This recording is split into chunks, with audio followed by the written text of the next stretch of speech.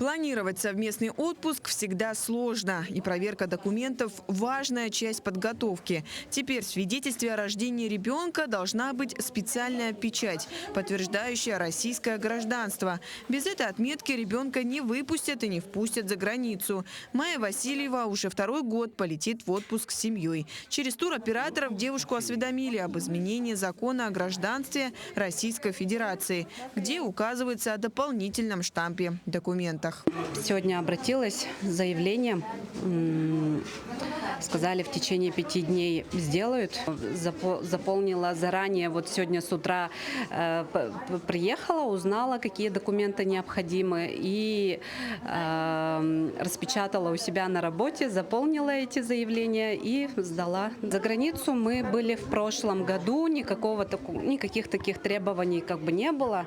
А в этом году от нас туроператор, турагент истребовал именно вкладыш. Несмотря на то, что у детей отдельные паспорта, не знаю.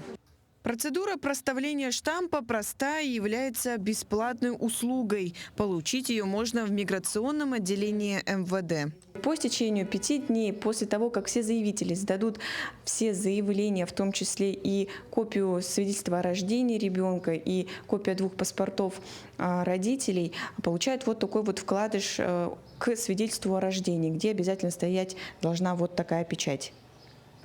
Даже если вы не планируете поездку в далекие страны, отметка все равно понадобится, когда ребенок будет получать первый паспорт в 14 лет. Без этой печати документ не выдадут. То же самое касается детей с заграничным паспортом, у которых в свидетельстве о рождении нет штампа. Но если родители поставят штамп заранее, то, оформив заграничный паспорт, свидетельство уже не понадобится. Если гражданин, в том числе и несовершеннолетний ребенок в возрасте до 14 лет, имеет заграничный паспорт, это удостоверяет его личность, и при пересечении границ свидетельство о рождении с отметкой не требуется.